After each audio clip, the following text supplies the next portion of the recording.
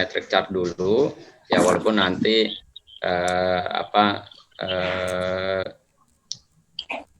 nggak sampai seluruhnya dulu ya. Maksud saya psikometric chart, nanti apa-apa yang diperlukan oleh psikometric chart ya baru kita pretelin tuh ya.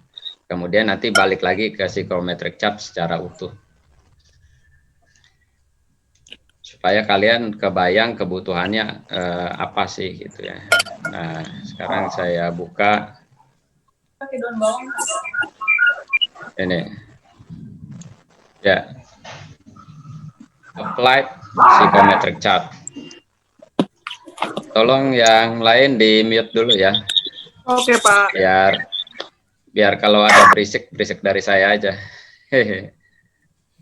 Nah, oke. Nah, di psychometric chart ya, propertinya sudah kita bahas di, oh ya mohon maaf ya, hari Selasa kemarin nggak bisa karena terulang lagi. Saya khawatir jadi pendek gitu ya, mending udah dibatalin aja. Nah, ini ya secara utuh properties yang ada di psychometric chart. Cuma saya kembali lagi ke gambar ini nih ya. Waktu itu pernah saya tunjukin ya, tapi sekilas ya. Nah, saya tunjukin di sini. Di psychometric chart ini ya sudah pernah kita bahas ya, ada titik 1 ya, di mana udara dari dalam ruangan yang akan kita gunakan lagi ya dialirkan ya. Jadi ini ada saluran udara ya yang mengambil udara dari dalam ruangan ya yang masih dingin, mau didinginin lagi ya, masuk ya. Kemudian bercampur sama udara yang kalau di gambar ini dari titik 2 ya, fresh air ya dari outdoor ya, atau ada kalau nomor 1 disilakan dengan indoor air, nomor 2 outdoor air ya. Kemudian bercampur nih ya. Nah, ini bercampur mixture ya, mixture air. Bercampur titik 3. Nah, nanti kan tergantung si titik 1 temperatur awalnya berapa ya, CFM-nya berapa ya, cubic feet per menitnya ya, debitnya lah ya, debitnya berapa, temperaturnya berapa, debitnya berapa, ketemu dengan yang outdoor air, temperaturnya berapa, debitnya berapa. Nah, nanti ada kalkulasinya ya, kalkulasi termodinamik sederhana aja sebenarnya. Titik temunya ini titik 3. Baru dari titik 3 ini setelah bercampur ya, udara ini didinginkan ya, masuk ke koil-koil pendingin. Jadi kalau misalnya sistemnya besar ya, itu biasanya koil-koilnya itu di dalam sebuah duct gitu ya. Tapi kalau AC-AC kecil yang kita sering lihat ya, digunakan di rumah-rumah, AC split gitu ya, itu kan cuma dialirkan lewat evaporator yang ukurannya tidak besar gitu ya, lewatin koil-koil pendingin. Nah, disinilah ya udara didinginkan. Ya, kalau kita lihat di sini temperaturnya turun ya, kemudian rasio ya, humidity rasionya juga turun. Ya, ini kalau kita lihat di sini ya, dari nilai tertentu turun ke nilai tertentu. Ya, jadi kandungan uap airnya turun ya. Kandungan uap air di dalam udaranya turun sampai kemudian keluar ya, nih walaupun nanti gambar aktualnya nggak begini sebenarnya ya. Nah, titik 4 ini penyederhanaan aja, kondisi udara yang sudah melewati koil pendingin siap masuk ke dalam ruangan ya. Nah, ini titik 4 nih ya. Titik 4 ini udah proses di koil pendingin masuk ke dalam ruangan. Nah, titik 4 ini. Nah, baru titik 4 ini ya ya udaranya ya berubah temperatur, kelembabannya juga ya, karena udah masuk ya bercampur di dalam ruangan ya. Kalau kita lihat kan temperaturnya jadi naik nih udaranya ya. Kemudian ngambil lagi uap air yang ada di udara di dalam ruangan sehingga kelembabannya naik nih kalau kita lihat. Begitu seterusnya. Oke. Nah, ada beberapa istilah yang kemudian ya diperkenalkan di sini ya perlu kalian pahami ya. Yang pertama, nah ini ada yang istilahnya sensible heat factor. Saya nggak tahu nih waktu dengan Pak Rusdi udah disampaikan belum istilah ini? Gimana? Ada yang bisa mengkonfirmasi? Halo? Sudah disampaikan belum? Sensibel sama secara jelas dibahas tentang sumber-sumber yang termasuk sensible heat sama sumber-sumber yang termasuk laten. Sumber-sumbernya ya. Tapi istilah ini sensible heat factor udah dibahas belum? Cuman di ini sih Pak, cuman di line gitu. Jadi di psychometric chart itu tuh ada panasnya itu panas sensibel sama panas laten gitu sih Pak. Yang saya tangkap sih. Oke. Oke, ya udah nggak apa-apa nih. Berarti ya kalaupun ada pengulangan ya mudah-mudahan menguatkan ya pemahaman kalian. Ada parameter turunan lah ya yang diperlukan. Wah, ini berdua di satu ruangan nih. Si Zahwa sama siapa nih? Ngumpul lagi main apa gimana? Ketawa dua-duanya. Iya, Pak. Belajar bareng ini, belajar bareng. Iya, Pak. Oke, ya bagus lah. Kok nggak pakai masker berdua? Ini Pak, udah tes Pak berdua. Udah tes Pak, udah aman. Negatif Pak. Ya sudah. Alhamdulillah. Mudah-mudahan sehat. Ya. Oke, ya lanjut dulu ya. Ada sensible heat factor. Nah, sensible heat factor ini ya rasio antara sensible heat dengan total heat. Nah, tadi Rudi udah sedikit menjawab ya. Sudah diperkenalkan katanya oleh Pak Rusdi, sensible heat itu sumbernya dari mana aja, latent heat juga dari mana aja gitu. Oke, nanti kita lihat lagi ya. Nah, tapi ini intinya ada istilah baru yang perlu kalian kenal yang digunakan di psychometric chart ya. Jadi ini dipakai nanti nih digambar di psychometric chart ya. Nah, kalau kita lihat di sini ya di gambar sebelah kanan ya. Ini saya gedein dulu ya. Nah, ada di sini ya, room sensible heat factor ya. Tapi sebelum ini oke, yang ini dulu ya. Ya, yang room dulu aja. Nih, kalau kita lihat di sini room sensible heat factor menghubungkan antara supply air, artinya udara yang keluar dari koil pendingin dengan titik ya room design ya. Kondisi nyaman ya atau yang diperlukan lah ya, kalau misalnya dia berupa storage ya, kalau dia berupa ruangan ya kondisi nyaman yang diperlukan oleh ruangan tersebut. Jadi RSHF ini ya sesuai dengan namanya ya, ini keluar dari koil pendingin, terus satunya lagi titik duanya adalah room design. Jelas ya bahwa RSHF ini udara yang ada di ruangan nih berarti ya, dia menghubungkan antara udara yang keluar dari koil. Jadi kalau kalian mau mudah mendapat visualisasinya, udara dingin yang keluar dari evaporator ya, yang nempel-nempel di dinding itu ya, evaporator. dengan kondisi ya udara yang kita inginkan ya untuk ruangan tersebut.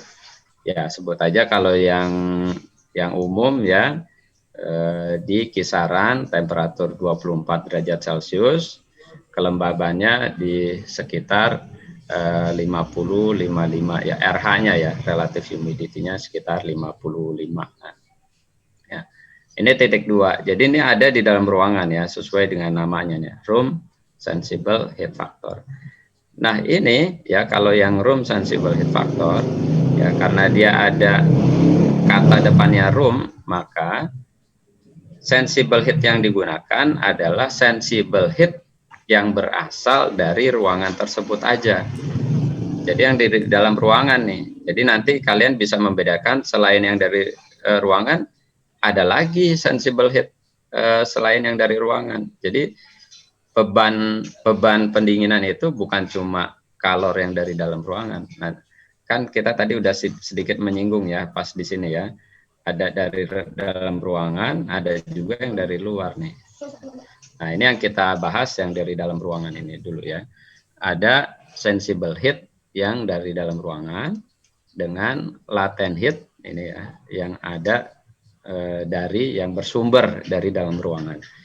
Nah, rasio sensible dengan yang totalnya ya, itu kita sebut dengan room sensible heat factor. Nah, cara dapetinnya gimana? Cara menggambar di psychometric chart-nya gimana? Ya, kalau kita udah dapet dua kondisi ini sih ya gampang, tinggal tarik aja gitu ya. Tapi yang umum terjadi ya, kita cuma tahu room design ini. Jadi room design itu kan kita tetapin, kita mau ruangan kita temperatur sekian, RH sekian. Nah, itu kan room design. Tapi kemudian ya yang keluar di sini ya berapa nih ya. Nah, berapa ini sebenarnya bisa juga kita tentukan ya. Kita tentukan dalam rangka kemudian kita mendesain evaporatornya ya. Berapa evaporator yang dibutuhkan gitu ya. Atau bisa kebalikannya. Kalau kita beli unitnya, kita kan nggak bisa, wah nggak cocok nih evaporatornya kita gantilah. Nah, itu lebih mahal kosnya ya. Yang umum terjadi, kita nentuin ini, evaporatornya udah ada, nah kita cari nih nilai apa udara, kondisi udara yang keluar dari koil pendingin itu gimana. Oke. Nah,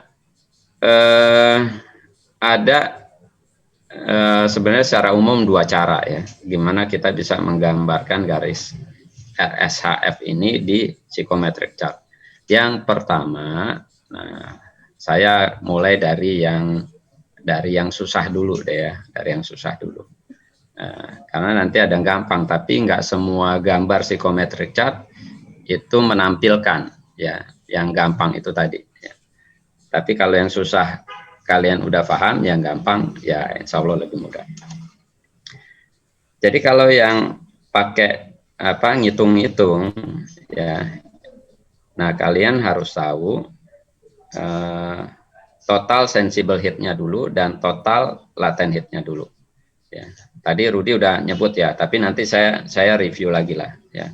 Jadi ini dulu ya, kita harus tahu berapa total sensible heat-nya yang dari dalam ruangan ya, berapa total latent heat yang dari dalam ruangan.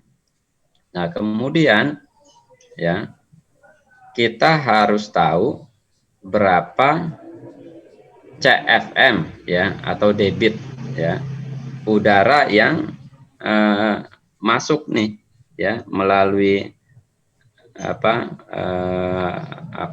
kalau di sini ya kan prosesnya satu kedua ya, berapa CFM yang dikeluarkan ya, disemburkan lah ya dari titik satu ini ke dalam ruangan. Nah, itu berapa tuh CFM-nya ya, sehingga kita bisa tahu nih nanti deltanya ya perubahannya itu berapa. Nah, dengan kita tahu masing-masing nilai kalornya, biasanya kemarin yang dikenalkan oleh Pak Rusdi ketika menghitung sensible heat itu satuannya apa?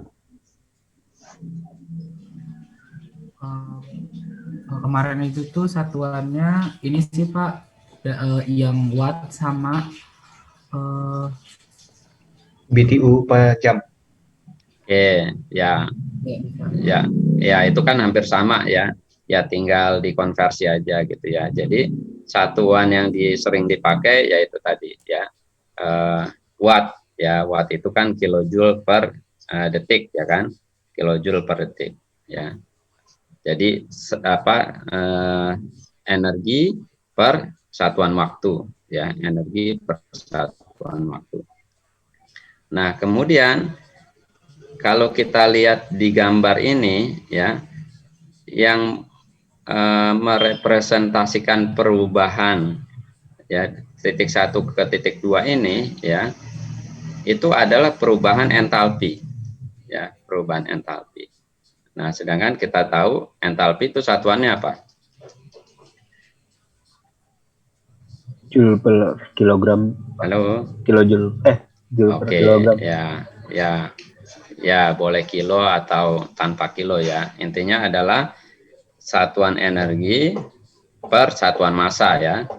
Tadi kita dapat yang ini ya, yang sensible heat maupun latent heatnya joule per detik.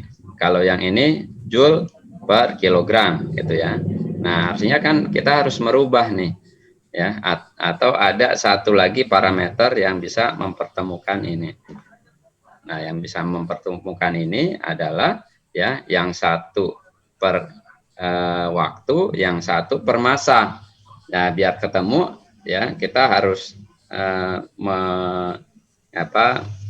menyatukannya ya dengan satu parameter yang memiliki satuan massa per satuan waktu kan begitu ya, ya atau debit ya. Makanya tadi selain ini ya besarnya heat ya, sensible maupun laten yang kita hitung, kita juga harus tahu berapa debit udara yang mengalir.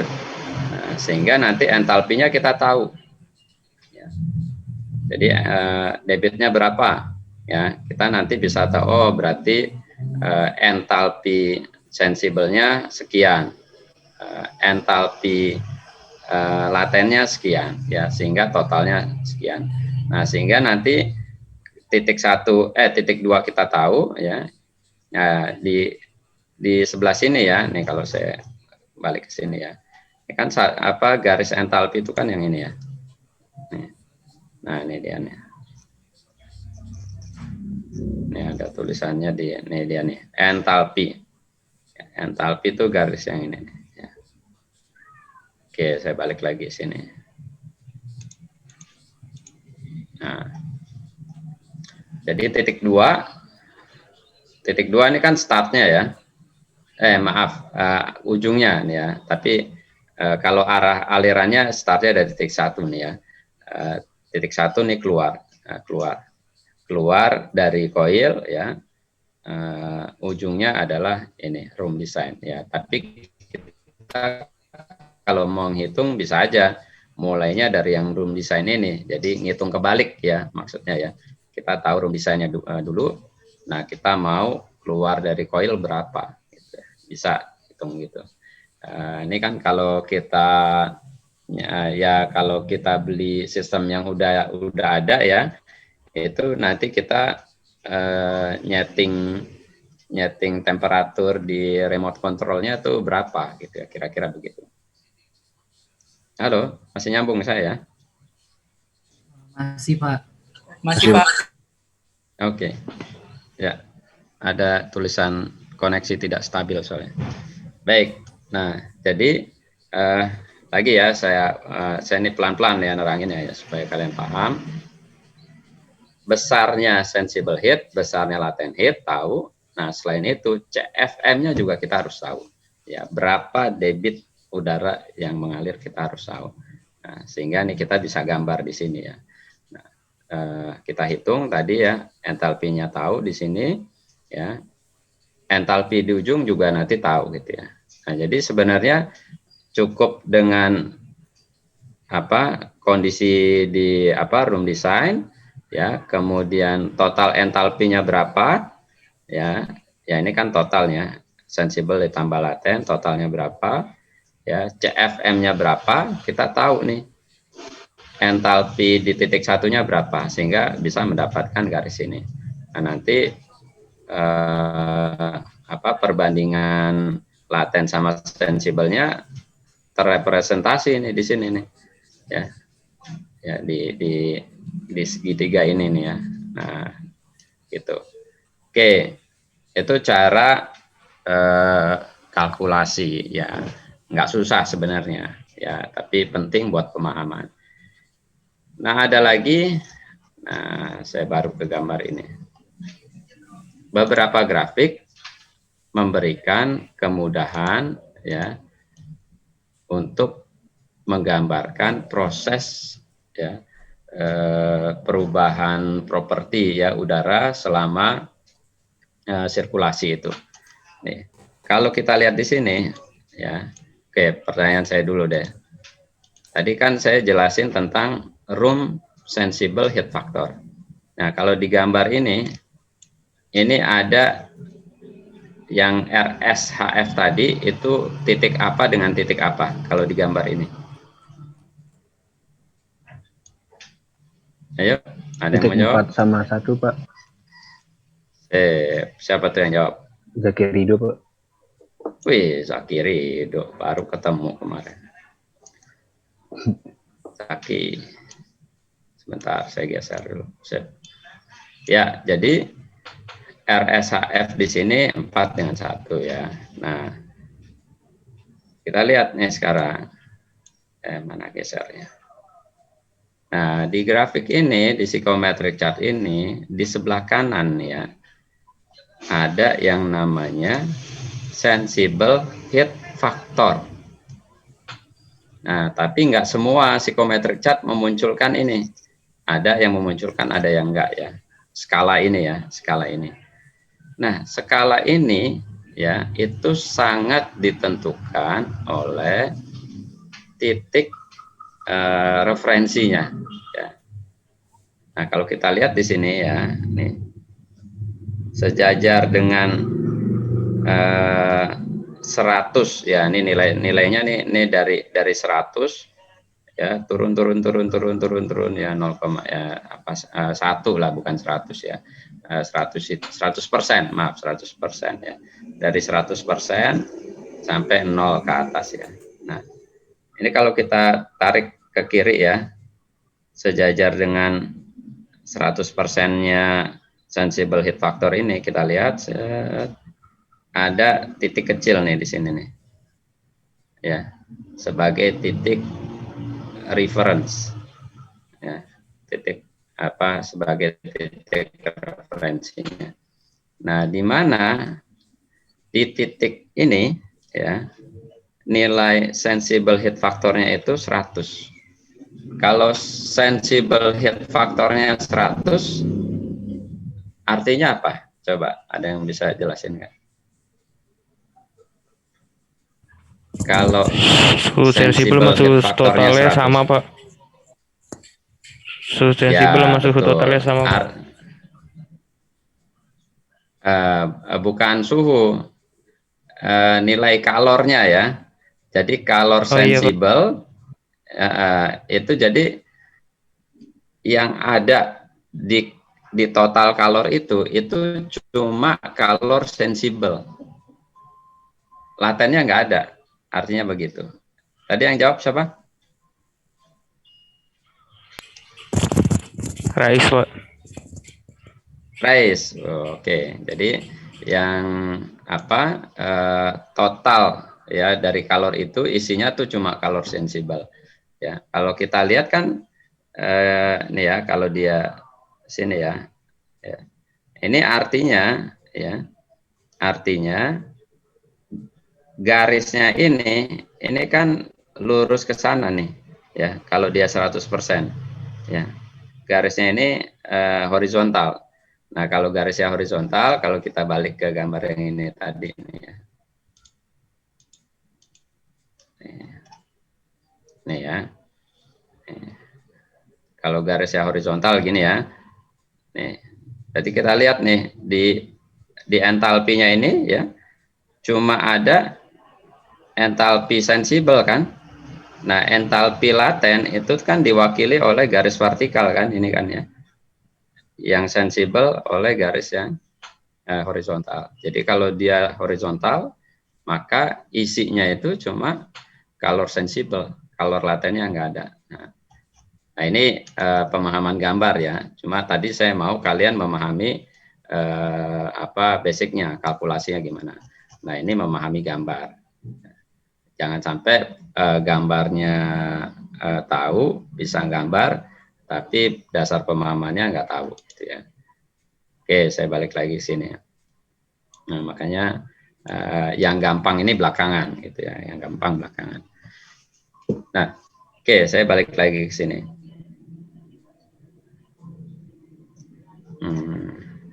Atau langsung deh, langsung ada contoh di bawah sebentar ya. Nah, langsung contoh di bawah. Saya kecilin dulu.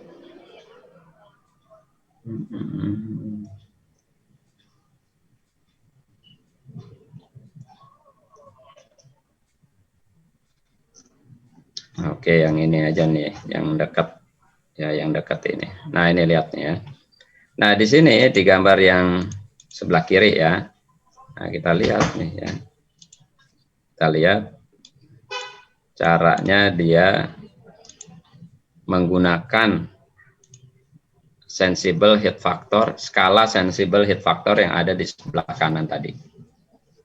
Ya.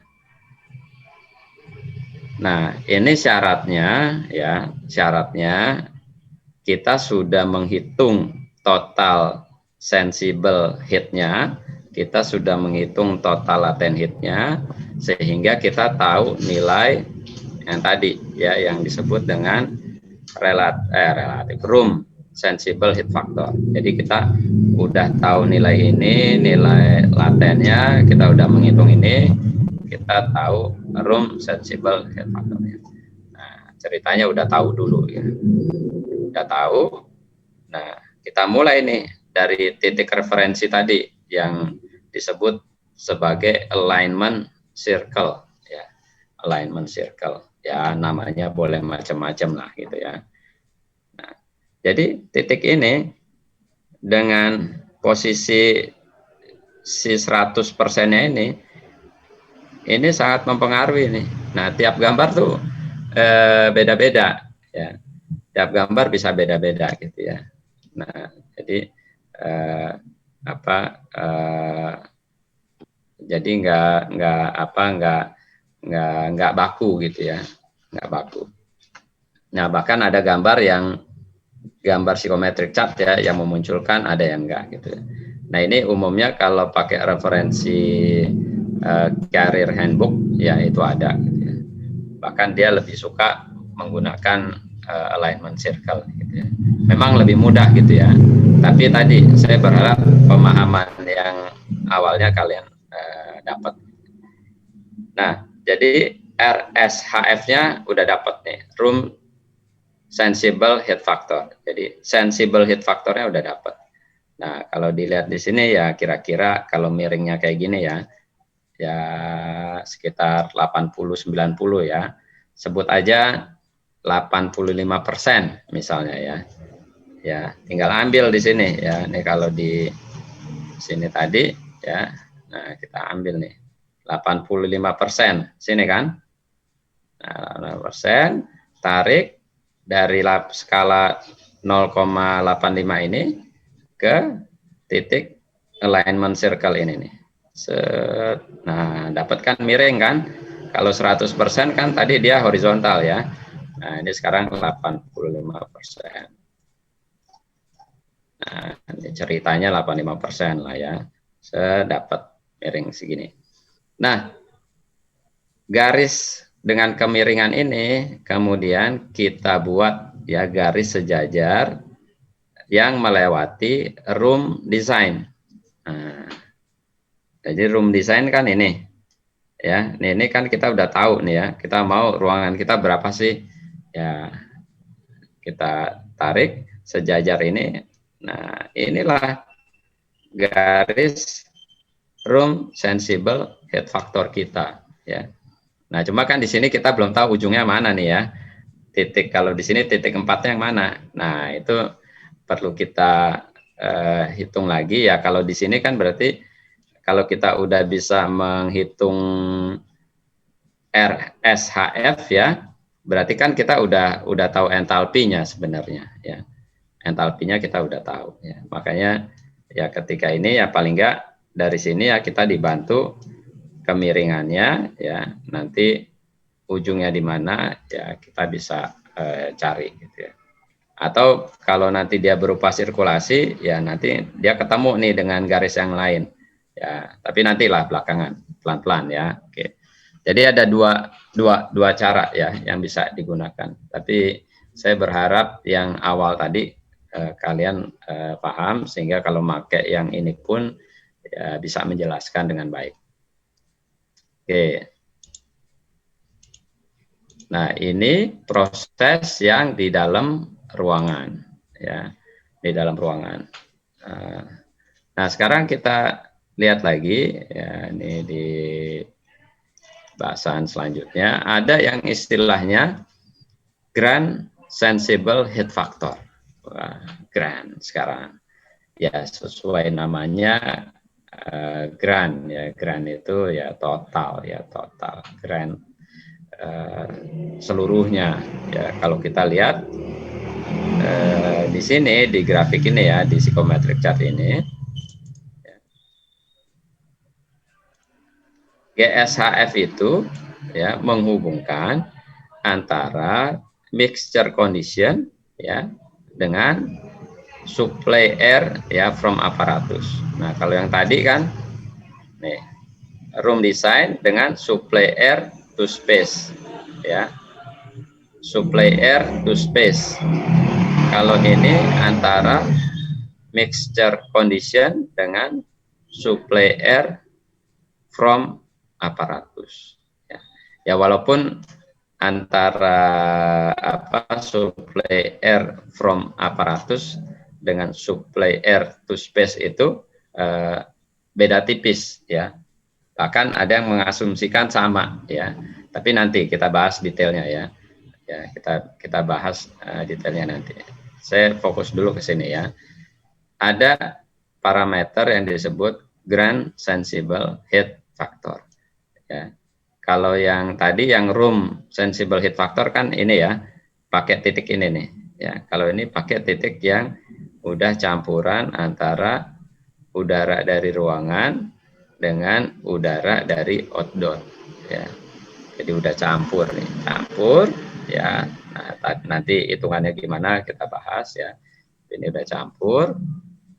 Nah dari titik ini ke titik keluar dari aparatus ya, aparatus itu coil pendinginnya ya, si evaporator ya, ini kita sebut dengan garis grand sensible heat factor. Cara gambarnya mirip kayak tadi. Ya ininya dulu deh, cara ngitungnya ya. Cara ngitungnya begini. Ngitungnya ini ya. Nah, kalau yang tadi karena room, maka total atau sumber kalornya ya, sumber heatnya itu cuma dari dalam ruangan. Ya. Nah, sekarang istilahnya udah bukan room lagi, pakai grand. Makanya kalau kita lihat di gambar ini, ya, karena dia grand ya, dia kan di dalam grand sensible heat factor ini ya ada yang kalor ruangan ya yang dibawa oleh udara ini ya, udara yang masuk di sini ya, kan yang masuk sini kan tadi mana ini gambarnya yang ini kan ya. Nah, ada kalor ya, kalor dari dalam ruangan ya, yang kemudian di sini diwakili oleh titik ini ya, titik room design ya. Kemudian ada lagi color yang dibawa oleh outdoor air, udara dari luar ya. Jadi ada sumber kalor ya, ada sumber kalor dari dalam ruangan ya, ada lagi sumber kalor dari outdoor ya. Nah, ini digabung nih sekarang nih gitu ya. Ya namanya grand ya, udah semuanya nih. Semua kalor udah masuk gitu ya. Jadi paham ya bedanya ya. Yang room sensible heat factor itu hanya kalor dari dalam ruangan, sedangkan yang grand sensible heat factor itu yang dari dalam ruangan ditambah yang dari outdoor. Ya. Nah, nanti ditambah lagi sebenarnya ya, kalau misalnya ada infiltrasi karena udara outdoor ya, walaupun ada juga kalkulasi yang memasukkan infiltrasi itu masuk di dalam room ya, dalam kalkulasi heat yang di room itu bisa juga gitu ya. Ya, tergantung nanti kita memandangnya gimana gitu ya. Tinggal nanti ketepatan hasilnya aja ya. Kalau benar salah kan relatif, kalau ngitung-ngitung begini ya, benar salah relatif. Ya. Baik. Nah, cara menggambar garisnya mirip kayak tadi ya. Cara menggambar garisnya. Ya, kalau misalnya pakai hitungan ya tadi kita harus tahu nilai kalornya masing-masing, sensible dan laten berapa. Ya, baru nanti kita itunya juga ya, CFM-nya atau debitnya kita tahu ya. Debit dari sini berapa? Ya, debit dari outdoor berapa? Debit gabungan berapa? Nah, jadi yang kita gunakan debit gabungan, debit yang ke sini nih. Ya, yang masuk ke aparatus ya. Kemudian baru ya kita bisa tahu nilai entalpinya masing-masing berapa. Nah, atau kalau misalnya mau menggunakan ini alignment circle ya, titik referensi ini alignment circle ya sama ya. Tapi syaratnya tadi ini kita harus hitung ini juga kan. Tahu ini ya, kemudian kita cari ya nilai sensible heat factor yang di sumbu ini ya, sumbu Y ini ya, kita tarik garis sejajar nih tadi yang kayak gini ya. Ya, garis sejajarnya kita tarik dapat di sini ya. Dapatlah kita garis GSHR. Oke. Nah, ini dia nih. Cuma nanti detailnya kita ya besok ya ketemu lagi ya. Insya Allah besok ya. Ini sekarang saya mau balik ke bagaimana mendapatkan sensible heat dan latent heatnya. Ya, walaupun tadi Rudy bilang Pak Rusdi udah nyampein ya. Ini saya mungkin nge-review dikit aja. Nah, di gambar ini dulu deh ya. Nih kita bisa lihat ya. Titik 1 sama 2 beda nih ya. Tadi yang saya sebut ya. Yang titik 1 di sini ya, itu kan yang ini tadi ya. Supply air from apparatus ya. Ya.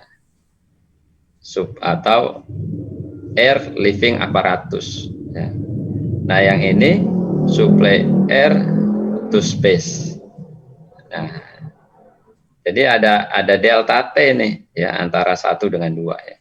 Yang keluar dari aparatus dengan yang masuk ke dalam ruangan ya. Biasanya nih makanya ini dikasih delta T di sini itu dia mengakomodir delta T udara melalui duct ya. Tahu ducting nggak? Udah dikasih tahu Pak Rusdi ya, udah tahu lah ya.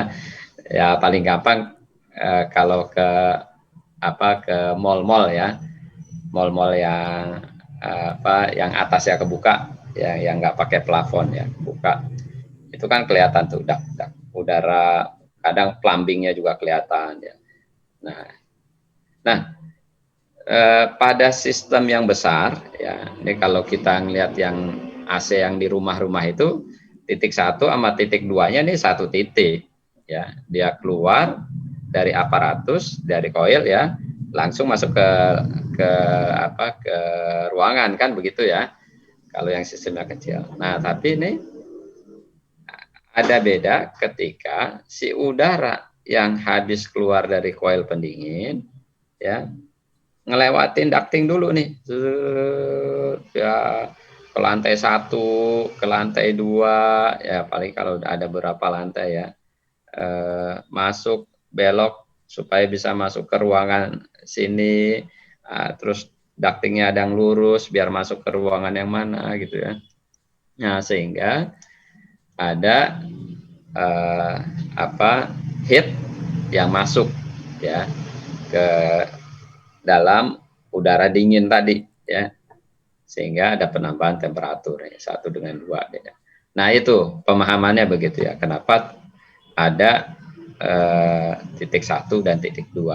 Tapi nanti kalau misalnya kalian lihat lagi, loh Pak, ini kok gambar titik 1 dan titik 2-nya jadi satu titik, ya bisa juga ya tadi. Misalnya, loh Pak, ini kan ductingnya panjang gitu, kenapa titik 1 dan titik 2-nya ada di satu titik gitu ya.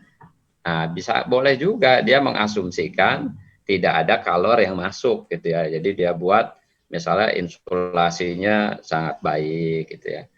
Nah, boleh aja gitu ya. Tinggal realnya, aktualnya nanti gimana gitu ya. Oke. Ini dulu deh ya, saya sekarang balik ke atas. Paling enggak punya bayangan dulu nih tentang psychometric chart. Baru saya balik nih ke sini ya.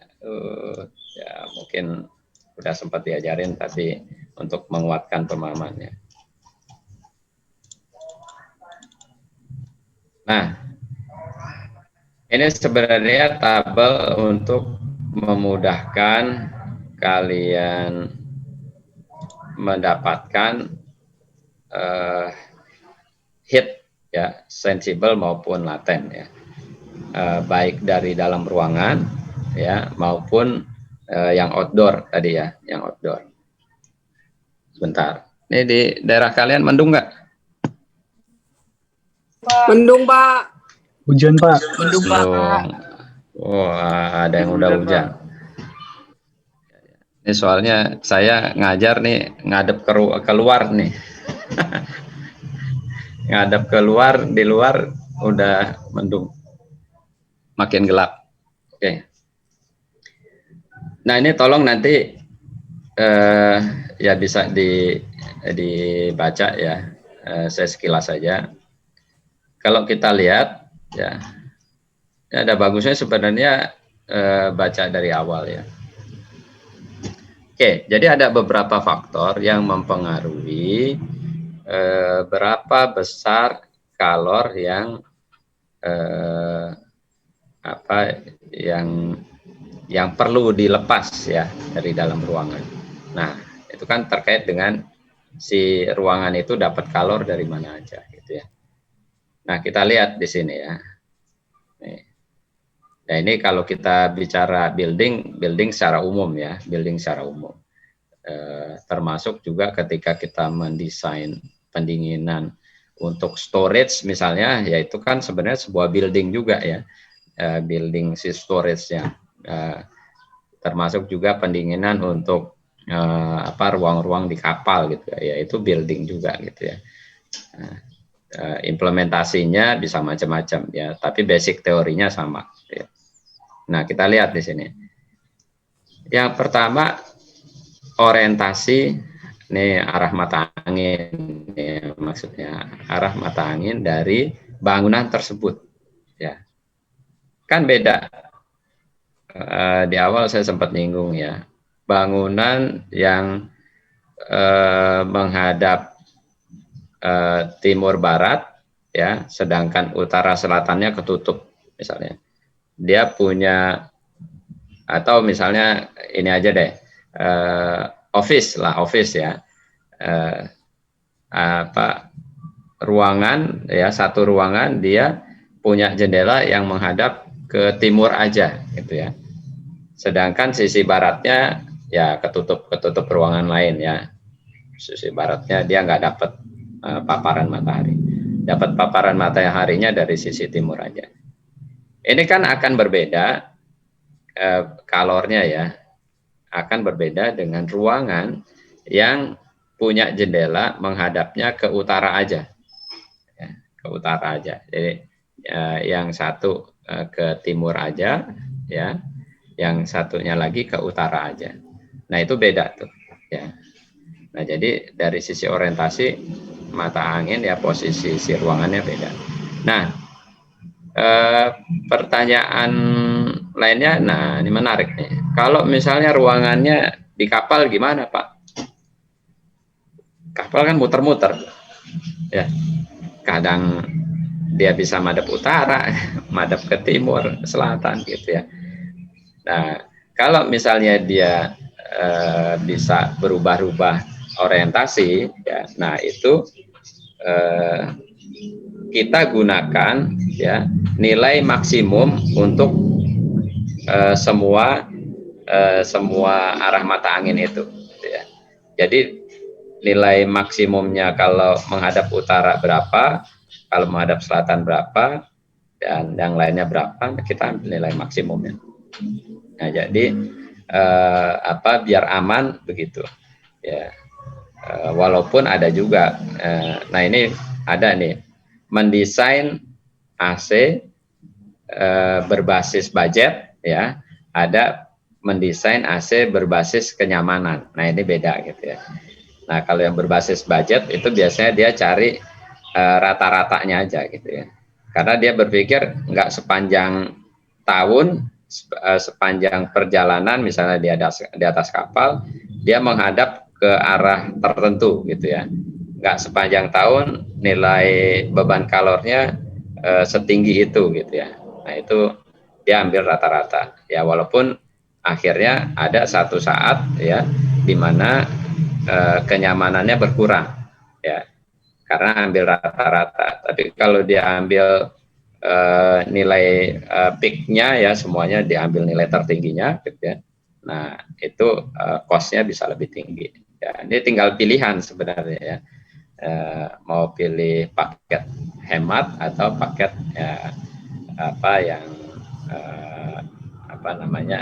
eksekutif ya. Nah oke, jadi satu arah. Kemudian ya ini jelas ya fungsi ya, fungsi ruangan ya. Luasnya sama, menghadap arah mata anginnya sama atau orientasi mata anginnya sama gitu ya. Tapi yang satu digunakan untuk ruang kelas belajar ya, yang satu lagi dipakai untuk gym misalnya, tempat olahraga. Nah ini kan dua aktivitas yang berbeda ya. Yang satu orang duduk anteng ya, kalor yang dilepaskan sedikit. Yang satu lagi gym, wah dia bergerak aktif, kalor yang dilepaskan banyak. Nah jadi bisa jadi orientasinya sama, luasnya sama, tapi penggunaannya beda. Oke, kemudian ini ya, apalagi ini dimensi jelas lah ya. Ceiling ya terkait dengan dimensi juga lah ya, materialnya segala macam. Nah ini juga dibahas ya, material. Sekeliling ya, sekeliling ruangan atau gedung tersebut ya, pilih. Kalau ada pohon atau di sebelahnya ada gedung yang tinggi, nah itu kan pasti beda. Ketika dia gedung sendiri, kanan kirinya terpapar gitu ya. Nah ini beda. Jendelanya, nah jelas, pintu ya, terus ya inilah alat-alat di dalamnya ya. Orang, nah orang juga tadi ya, di dalam ada yang kerja 5 orang dengan di dalam ada 10 orang, kan beban kalornya udah berbeda gitu ya. penerangan ya, lampu ya jelas lah ya, beban kalor ada ya, alat-alat mekanik yang menghasilkan kalor ya, dan ya, alat-alat lain juga ya yang menghasilkan kalor. Nah, penting juga nih ventilasi. Nah, ini penting apalagi sekarang nih COVID ya, COVID, ventilasi. Jadi salah satu yang diabaikan ya dalam sistem AC dan ventilasi sekarang ya, kenapa COVID ya, termasuk penyakit flu pada umumnya ya mudah menyebar, itu karena kurang memperhatikan ventilasi. Jadi ventilasinya itu bisa dibilang diabaikan. Coba kalian main deh ya, kalau sekarang jangan dulu deh mainnya ya, tapi mungkin sebelum-sebelumnya kalian pernah melihat ya di rumah sakit misalnya ya, di klinik-klinik gitu ya. Itu coba kalau kalian perhatikan ya, yang salah satu ya, karena saya tinggalnya di Depok ya, yang beberapa kali saya kunjungi misalnya ya, rumah sakit Bunda Margonda, rumah sakit mana lagi itu Hermina gitu ya. Itu kalau dilihat tuh mereka pakai AC split. AC split kayak AC yang di ruang-ruang kelas kita itu loh. Ya. Itu kan ya udara yang di dalam ruangan ya didinginkan, masuk ke ruangan lagi, balik lagi didinginkan, muter itu aja tuh. Ya. Ventilasinya dari mana? Nah, coba perhatiin gedung-gedung rumah sakit yang ada.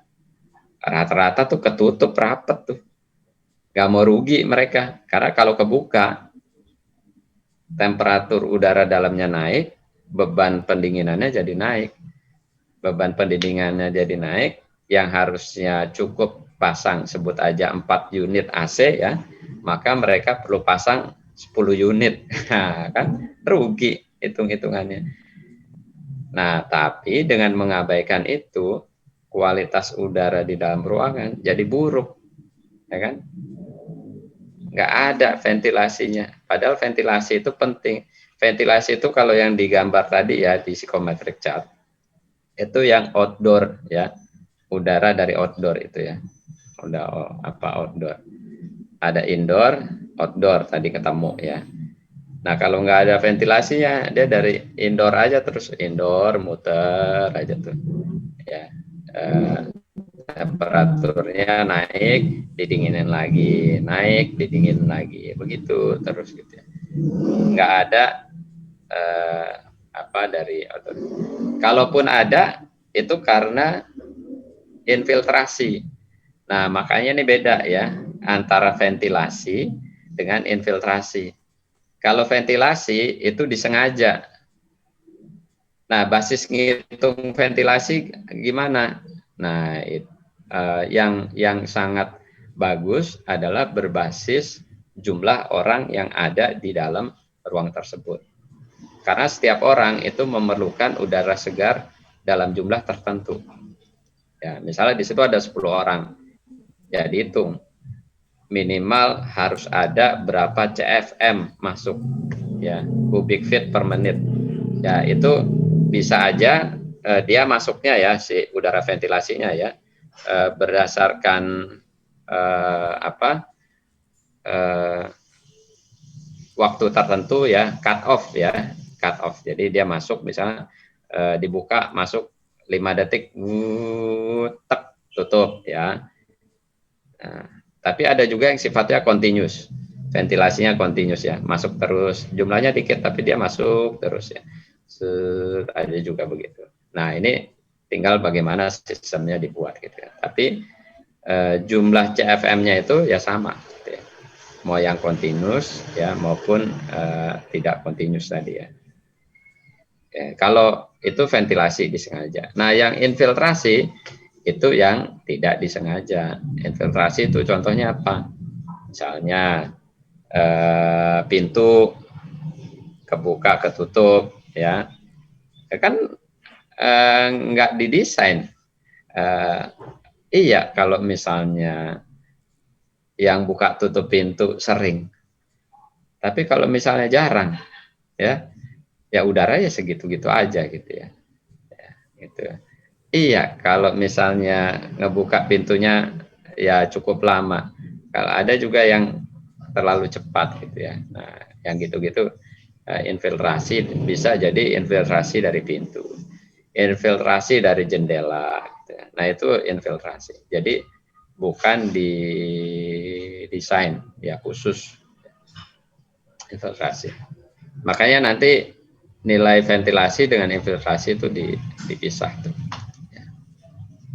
Oke, nah ada hal-hal lain thermal storage ya, nantilah detailnya ya di bagian bawah ini yang bisa dibaca.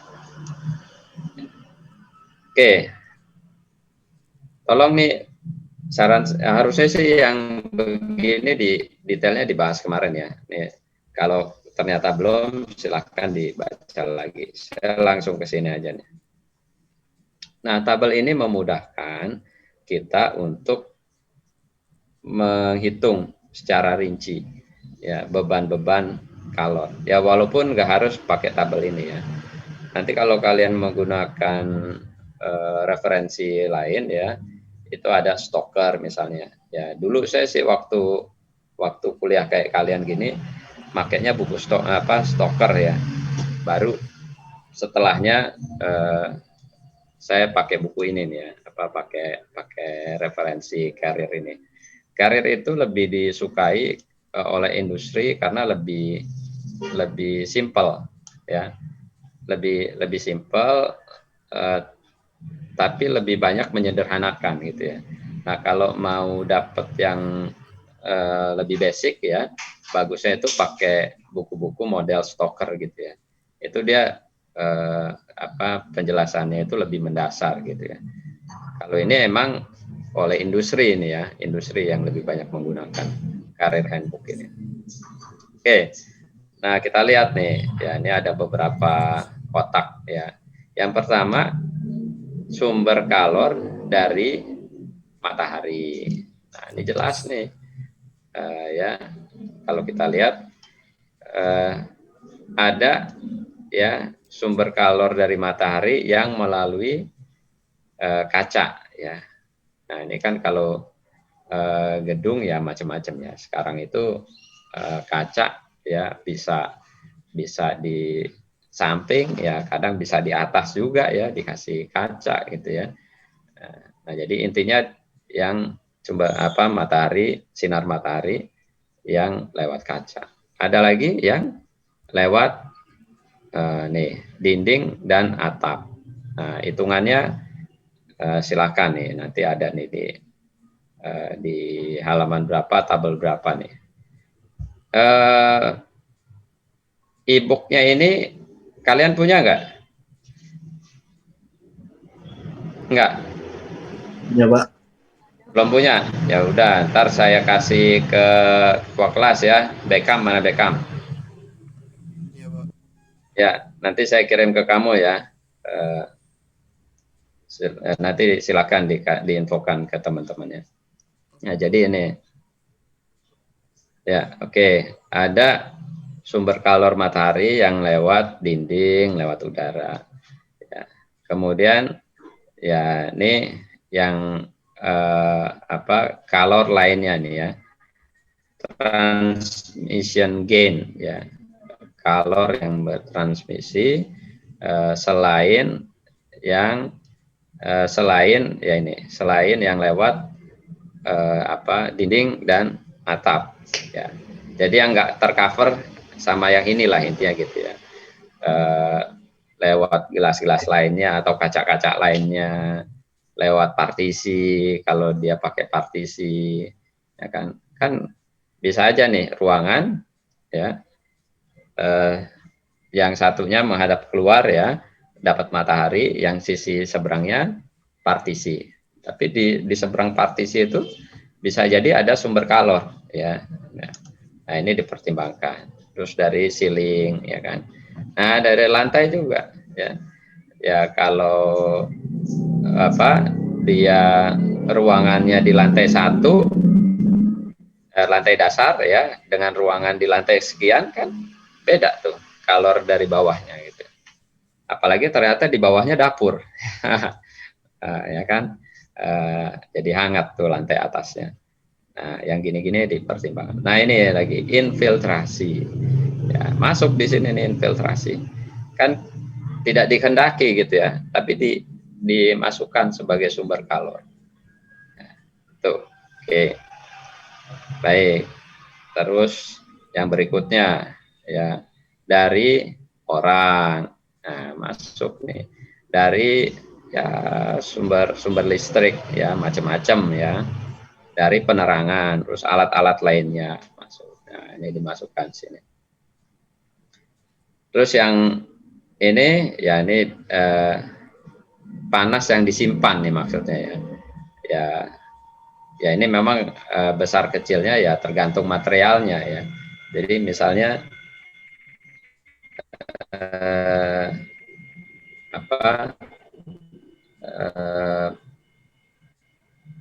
matahari ya, panas dari matahari ya. Nah itu kan dia tersimpan berapa lama di dinding ya, itu tergantung dari material dindingnya, ketebalannya dan lain sebagainya gitu ya. Nah ini ada faktor yang bisa diperhitungkan juga ya. Walaupun dalam beberapa kalkulasi sederhana ini diabaikan gitu ya. Ya ini saya nggak meminta kalian sampai detail lah ya. Ini ujung mata kuliah ini nanti kalian mendesainnya. Saya nggak minta sampai terlalu detail, tapi paling nggak poin-poin utama ya sumber kalornya itu kalian pertimbangkan. Baik. Nah, ini semua gitu ya. Ada yang sifatnya sensibel, ya makanya di sini dilihat ya. Ada yang sifatnya sensibel. Yang atas ini yang sensibelnya dulu nih. Kalau di tabel ini ya di nih. Jadi kalau itu kan ada sensibel, ada laten. Nah, ini yang dihitung yang sensibelnya.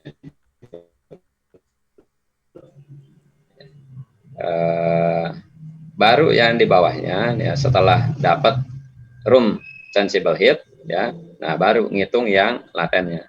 Nah, orang muncul lagi tadi karena orang itu menghasilkan laten, menghasilkan sensibel. Infiltrasi juga begitu, udara nih yang masuk ada latennya, ada sensibelnya. Ya. Nah, menghitungnya gimana nih? Ada nih penjelasannya di sini. Uap apalagi jelas lah ya laten. Ya. Dan alat-alat lainnya. Nah, setelah dapat ini baru dapat yang namanya room latent heat. Ya, kalau tadi room sensible heat kita total, room latent heatnya juga kita total. Kontributornya apa? Nah, diantaranya ini. Ya. Oke. Kemudian baru bicara outdoor. Ya, kalau ini kan kita bicara yang room tadi dalam rangka mendapatkan yang RSHF tadi ya, room sensible heat factor. Nah, yang berikutnya yang outdoor nih. Ya. Ya, kalau yang outdoor kan sumbernya ya cuma satu, udara aja tuh. Sensibelnya berapa? Ya ini CFM-nya dulu ya, CFM-nya berapa?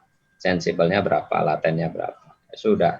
Nanti digabung sama yang room tadi dapat grand total heat.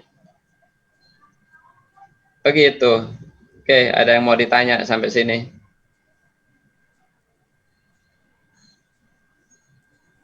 Belum? Oke, nah Fadlu geleng-geleng. Geleng-geleng nggak ngerti apa geleng-geleng nggak ada yang ditanya. Ya Fadlu. Fadlu, kamu satu ruangan sama si siapa tadi? Zahwa ya enggak ya? Oh, kayaknya ngobrol kamu berdua tuh. Enggak ya? Oke. Nah, ini kalau dilihat yang sebelah kanannya ada lagi nih yang perlu dihitung tadi ya. Walaupun bisa jadi kalkulasinya udah digabung dengan yang sebelah kiri tadi nih ya. Yang outdoor ya, outdoor itu sebagai ventilasi tadi ya. Ini ya udah masuk ya. Ventilasi gitu ya. Infiltrasi, nah, kan tadi saya bilang ada yang menghitung infiltrasi itu sebagai ya outdoor ya. Kemudian digabungkan dia total outdoor untuk ventilasi gitu ya. Jadi ventilasi ditambah infiltrasi digabung ya, digabung sebagai outdoor air ya. Tapi kalau kita lihat di sini nih ya. Nih, ini kan ada nih infiltrasi nih ya, berdiri di sini kan. Nah, jadi gini, kalau kalian sudah memasukkan infiltrasi bagian dari room ya, room heat ya, kalor dari apa yang ada di ruangan ya, di sini nggak usah dimasukin lagi infiltrasinya gitu ya. Tapi kalau misalnya di sini nggak dimasukin, kalau dia emang ada infiltrasi ya, ya boleh dimasukin ke sini. Itu ya maksudnya. Yang penting kalornya itu terhitung, itu aja sebenarnya. Ya, beban kalornya itu terhitung. Nah, baru nih ada istilah-istilah tadi ya, ada ya ini ada lagi nih.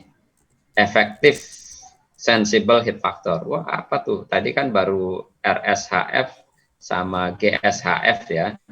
Ini adalah gini SHF ya, effective sensible heat factor. Oke, nanti kita bahas ya.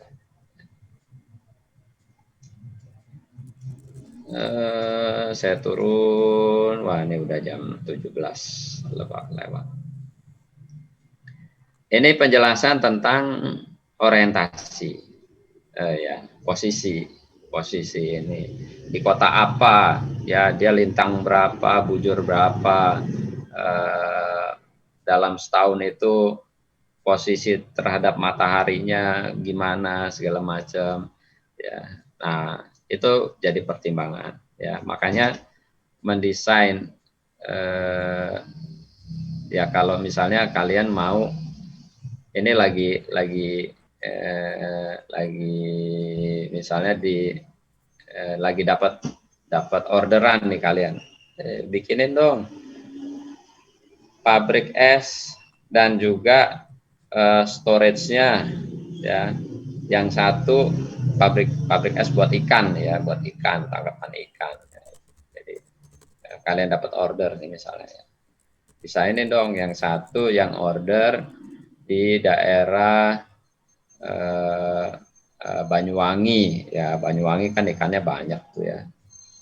Satunya lagi yang order di daerah Maluku Utara, wah ikannya juga banyak tuh daerah situ ya, daerah lalu lintas ikan tuh situ ya. Nah ini kan posisi lintangnya udah beda ya. Kalor dari matahari sepanjang tahun udah beda gitu ya. Nah ini jadi pertimbangan, maksudnya seperti itu ya. Nah kapal juga begitu, kapal ini kapalnya rutenya misalnya dedicated ya, ya walaupun kapal nanti kan bisa dijual lagi gitu ya, atau beli bekas pakai dari daerah mana gitu ya. Tapi ini saya kasih gambaran ininya aja ya, walaupun tidak 100% benar ya, tapi kira-kira buat ilustrasi aja ya. Misalnya dia didesain untuk rute khusus ya, dari Palembang, Medan ya, Medan Makassar gitu ya. Medan Makassar. Nah, satu lagi khusus lebih kecil misalnya kapalnya ya, rutenya khusus dari Surabaya sampai ke Manado misalnya. Manado ada nggak sampai kapal sampai sana? Ya sebut aja begitulah ya. Ini kan rutenya beda ya. Kemudian kalau kita lihat yang dari Medan ke Makassar ya, lebih banyak timur barat ya, rutenya arahnya ya timur barat. Sedangkan yang Surabaya ke Manado ya lebih dari utara selatan, selatan utara gitu kan ya. Nah ini kan posisi terhadap mataharinya udah berbeda gitu ya, sehingga kalkulasinya juga berbeda ya. Oke tuh, nah ini makanya ada ya, ini kalau detailnya bisa dilihat sini ya. Masing-masing kota ya tempat itu punya temperatur rata-ratanya.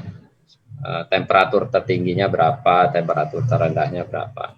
Kelembaban tertingginya berapa, kelembaban terendahnya berapa. Nah, itu penting. Data-data itu diketahui ketika kita mendesain. Ya.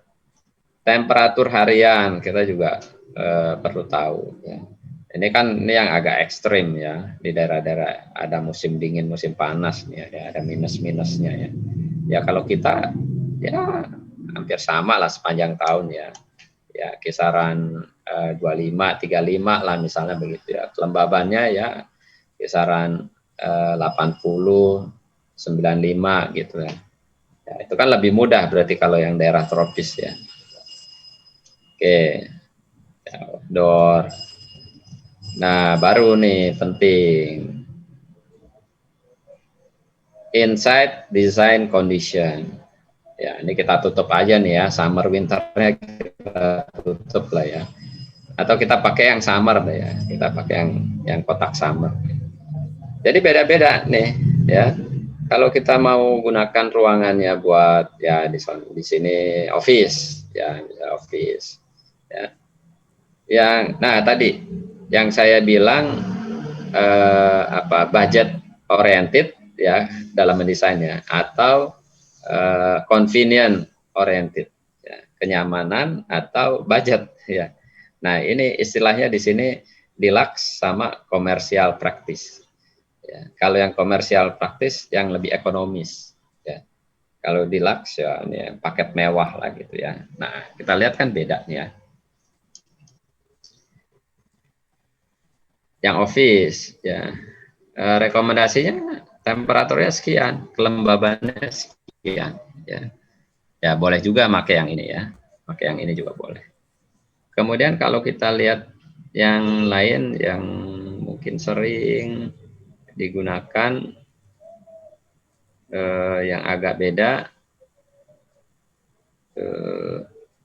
restoran lah misalnya nih ya.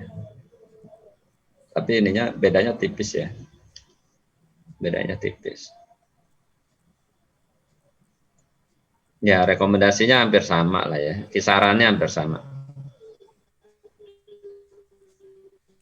Masuk ya. Jadi untuk kenyamanan kondisi-kondisi khusus ya. Misalnya nih kalau rumah sakit misalnya ruang operasi itu pasti beda ya. Kemudian ya kemarin mungkin di awal ya sudah kita sedikit diskusikan untuk industri tertentu ya pengeringan kayu, industri susu bubuk ya dan lain sebagainya itu kan beda. Nah itu termasuk design condition. Nah ini kan kalau yang bukunya Carrier ini dia pendekatannya untuk orang nih ya untuk orang. Tapi coba kalian juga saya tarik lebih luas ya untuk keperluan lainnya. Jadi ini yang masuk ke sini untuk manusia ya.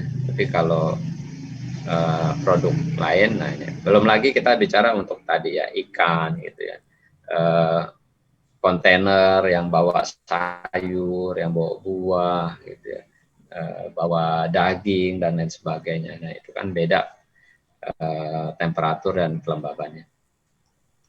Oke. Nah, baru diomongin. Ini ada nih ya, yang untuk itu. Jadi untuk industri ini ya, ini kan beda. Coba yang agak-agak ini.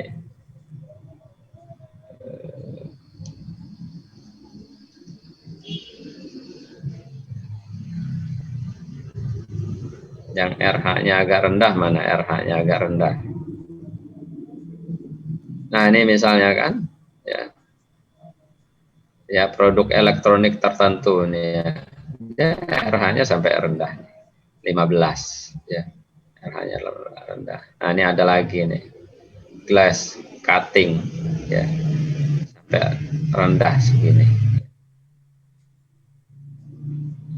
Jadi beda-beda ya. Ini juga nih produk ini beda-beda kelembabannya.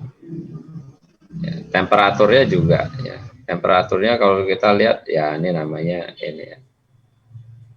untuk drying ya sampai tinggi. Nah, jadi gitu. Jadi bicara AC itu bukan selalu untuk orang. Nah, ini yang harus kalian juga mulai kebuka gitu ya. AC, mikirnya AC rumah aja gitu, nggak selalu gitu ya. Jadi luas. Nah, ini untuk apa, farmasi kan gitu juga nih, farmasi. Ya, untuk bikin tablet powder ya, ternyata temperaturnya tinggi, kelembabannya rendah. Nah, kan ya kan. Jadi perlu dibuat di temperatur tinggi dengan kelembaban rendah. Ya. Kalau lembab, nggak jadi itu powdernya. Ya. Oke. Nah, ini yang terkait dengan material ya, posisi material. Nah, apa namanya, kaca ya, kaca ya, ini orientasi jenis kacanya, ketebalannya. Oke, saya agak cepat ya, udah jam 17.21. Nah, kemudian ini juga nih ya, apa,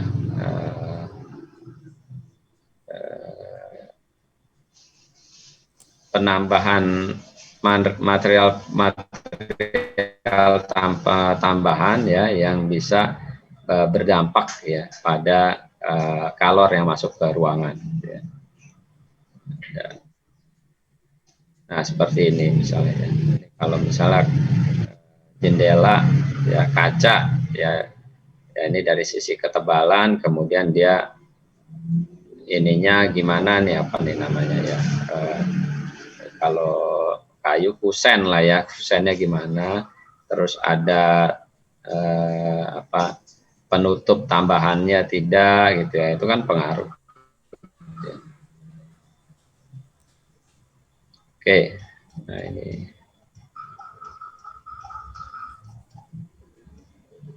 saya agak cepat, nanti apa, saya minta desain, silahkan kalian dalami, kita diskusi lebih enak gitu ya, supaya kalian aktif ini juga nih, apa, mendalami. Tapi nggak apa-apa nih, di awal saya dulu yang aktif ya, kalian dengerin dulu. Ini tadi udah dibahas ya, solar. Oke, agak cepat aja.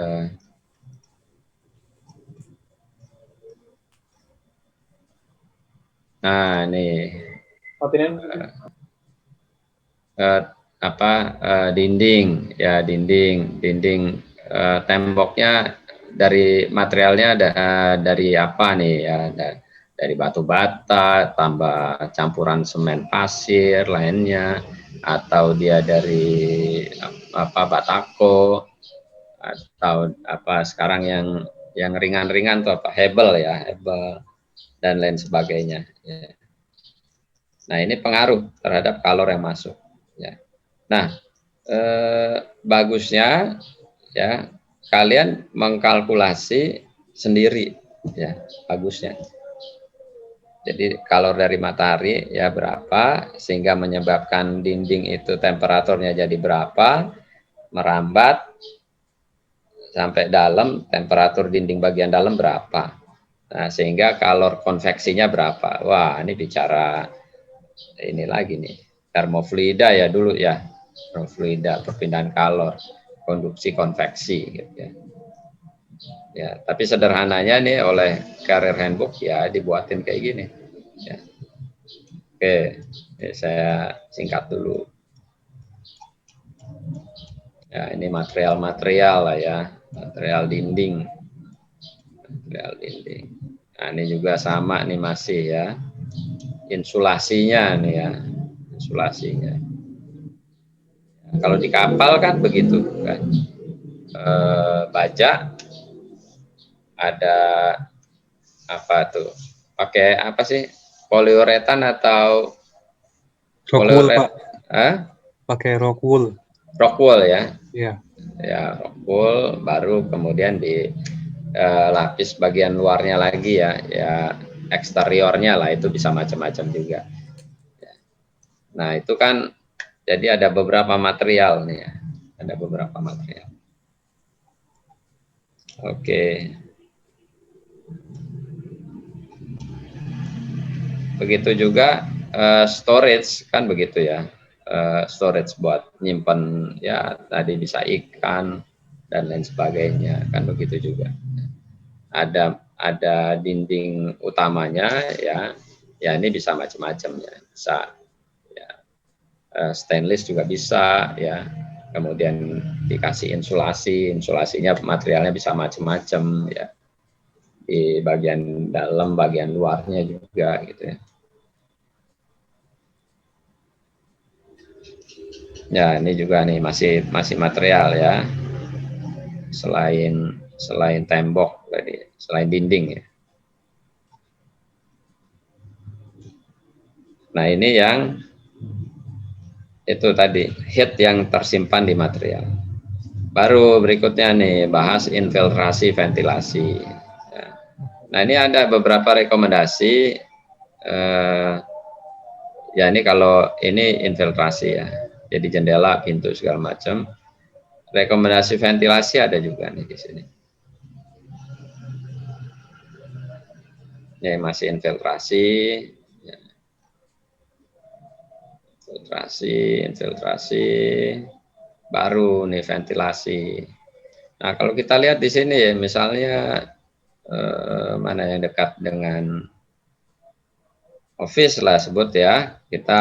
Oh ini ada nih school room ya. Ruang kelas lah ya.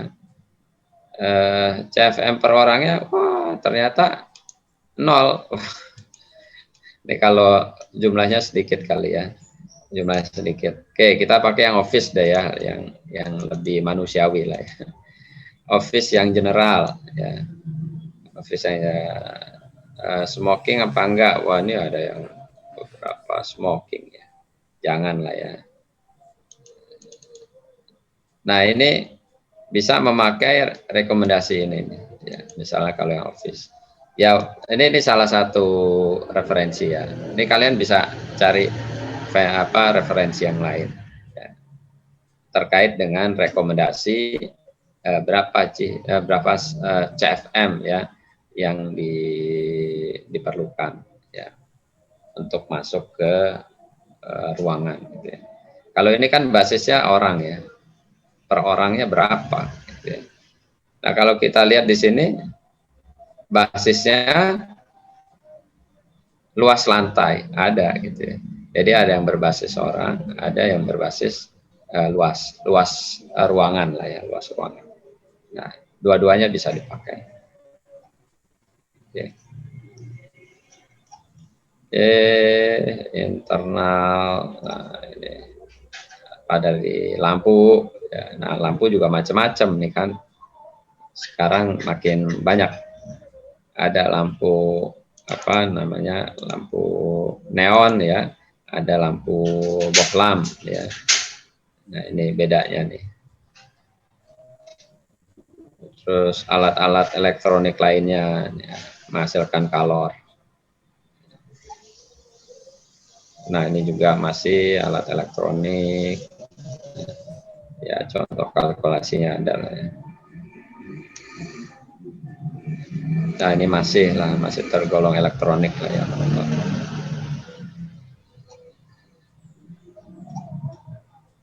Oke.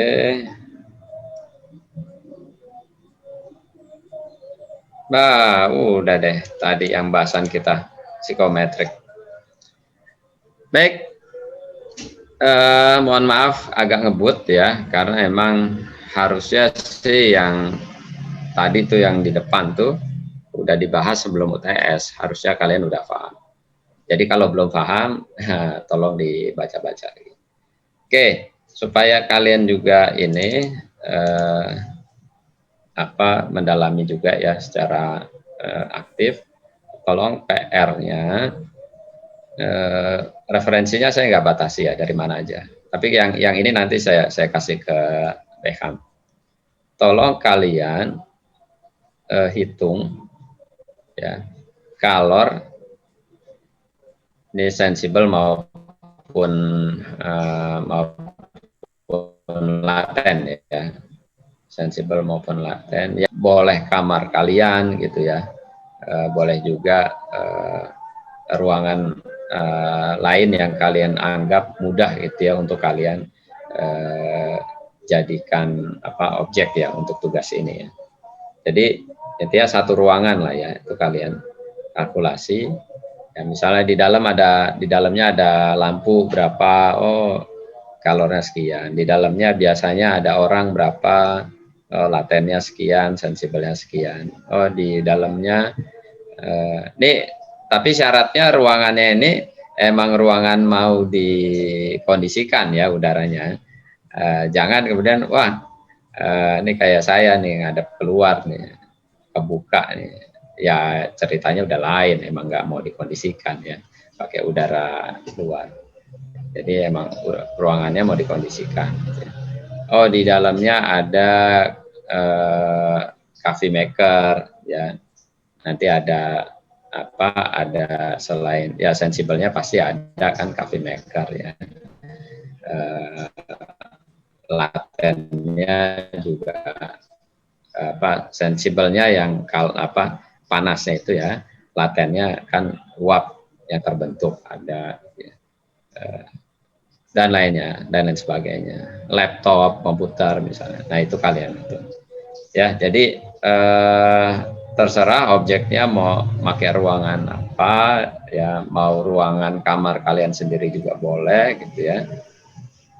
Dihitung ya sampai dapat tadi total laten, total sensibel dalam ruangan, dan berapa kebutuhan ventilasinya ya, supaya nanti kalian udah mulai dapat gambaran outdoor air-nya itu berapa, supaya nanti kalau itu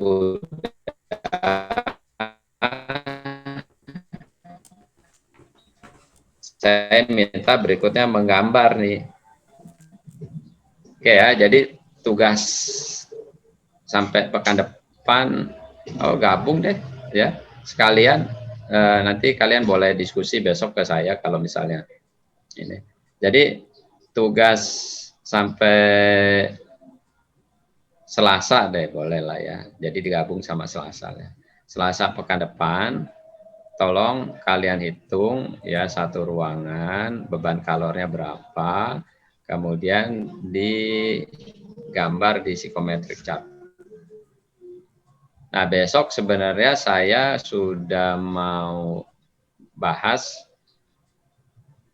ini kan udah pekan ketiga ya, saya berharap sih sebenarnya pekan kelima itu udah tuntas, pekan ke-6, ke-7 itu saya ngasih tugas buat UAS ya, tapi saya kasih kesempatan kalian untuk diskusi ke saya ya. Jadi supaya kalian aktif berproses gitu ya. Ya karena nggak tahu nih kalau PJJ kan susah mantaunya ya. Supaya saya yakin kalian berproses ya udah bentuknya seperti itu aja. Nih. Jadi sampai pekan 5 harapan saya udah selesai. Ini pekan ketiga ya yang tentang psikometrik selesai, sudah mulai masuk ke yang sistem refrigerasinya. Ya, walaupun ini ya yang psychometric chart itu pasti nanti kita diskusinya balik-balik lagi nih ke sini.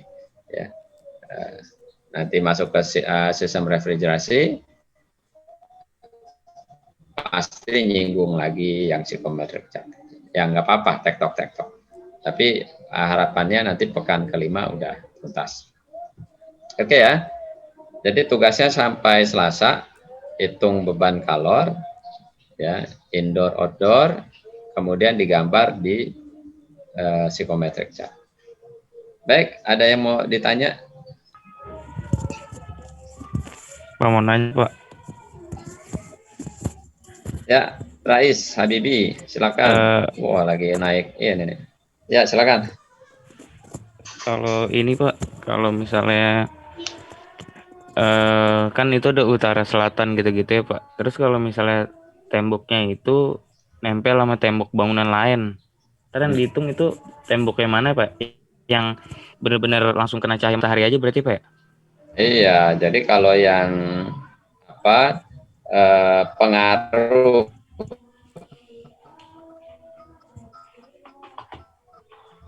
ya atau sumber karbon ya berhadapan langsung dengan matahari. Kalau misalnya dia enggak, makanya itu kan tadi ada tuh ya, ada sumbernya dari matahari yang lewat tembok, ada lagi kalor lain misalnya di dinding yang seberangnya ya kena langsung matahari, tapi kalau misalnya enggak, ruangan ini di sebelah sininya ya kena matahari. Tapi kemudian ruangan ini mau dikondisikan temperaturnya sebut aja 24 derajat Celcius. Tapi di ruangan sebelah itu sama dikondisikan 24 juga. Ya udah, ini bisa dianggap nggak ada beban kalor nih yang dari sini. Kira-kira gitu. Jadi dia delta T sini, ruangan sini dengan ruangan seberangnya ya, itu ya mendekati nol lah gitu ya. Jadi bisa kita asumsikan nggak ada beban kalor dari dinding yang ini, adanya dari dinding yang sebelah sini. Jadi gitu. Oh iya Pak, baik Pak, makasih Pak. Ya, sama-sama. Ada lagi? Jadi penting ya kalian mengetahui layout ruangan yang mau kalian desain tadi gitu ya. Oh iya Pak, satu lagi Pak. Ya. Kalau exhaust itu termasuk ventilasi apa enggak ya Pak? Oke, exhaust ya. Jadi exhaust itu kan memang didesain ya, didesain khusus ya. Didesain khusus. Tapi kan dia ini sifatnya keluar ya, sifatnya keluar ya. Sifatnya keluar. Bukan tadi seperti yang ventilasi ya, dari luar masuk ke dalam. Nah, dalam menghitung beban kalor ya di ruangan yang ada exhaustnya gitu ya, itu exhaust itu tidak dihitung ya. Logikanya gini ya, walaupun kalau kita bicara lebih kecil ya, lebih mikro lah gitu ya, itu pasti ada pengaruhnya. Tapi ini kita bicaranya view-nya ini emang gede gitu ya. Jadi bicara desain AC itu view-nya itu dilebarin gitu ya. Makanya pasti nanti di ujung kalkulasi itu ada faktor-faktor pengali gitu ya. Nah, termasuk juga ini gitu ya. Jadi kalau kita lihat, nah ini contoh yang di sini ya. Ini kalau kita lihat di sirkulasinya ya, yang diperhitungkan kan ini ya, udara yang kemudian mendinginkan ruangan. Nah, ini saya putar deh biar enak. Ini ya, keluar dari aparatus kan ini ya, kemudian mendinginkan ruangan. Kan kalor dari ruangan ya. Kemudian sebagian dipakai lagi. Sebagiannya lagi tadi misalnya ada yang dibuang keluar.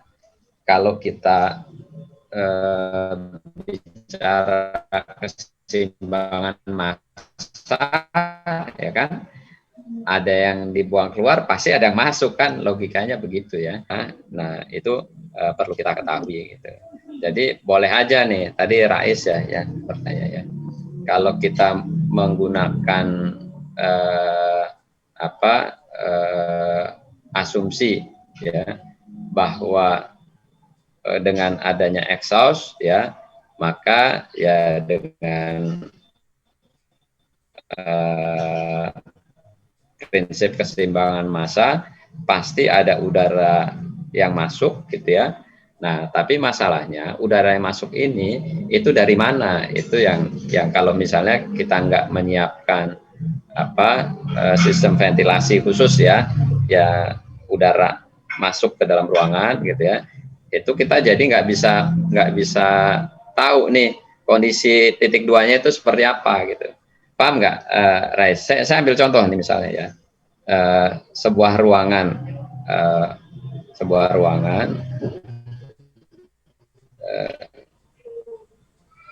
yang dia punya potensi infiltrasi ya, pintu-pintu yang berhubungan dengan ruangan lainnya gitu ya, gitu ya. Jadi sumber infiltrasinya itu dari ruangan lain ya, walaupun ada juga dari jendela gitu ya, yang terhubung dengan luar gitu ya.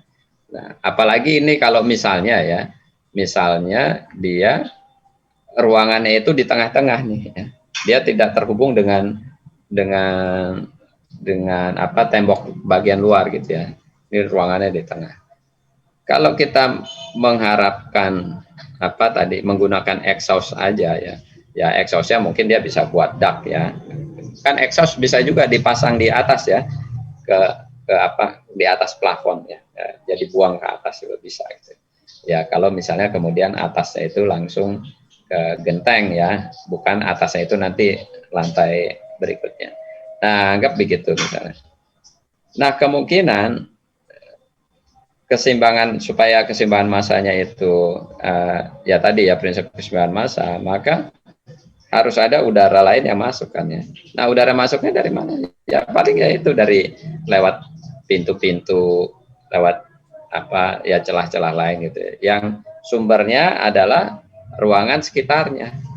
Nah ini kan nggak fresh juga kalau begitu, nggak didesain kondisi 2 ini sebagai fresh air, tapi udara yang memang masuk entah dari mana gitu ya, nggak dikondisikan. Nah kalau yang ventilasi ini itu memang dia dikondisikan, maksud saya gitu, dia memang sengaja diambil dari luar yang kita nilai itu udara segar. Begitu bedanya, Rais ya. Oh iya Pak. Makasih, Cukup ya Pak. kali ya. Udah ya, sama-sama. Sudah hampir maghrib. Jadi tolong tugasnya itu ya tadi saya baru kepikiran nih. Jadi jangan kalian ambil kondisi ruangannya itu di tengah-tengah ya. Nanti nggak ada kasus hitung beban kalor dari matahari gitu ya. Jangan ya.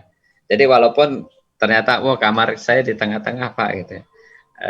Tolong salah satu dindingnya itu kalian asumsikan kalkulasi beban dari matahari.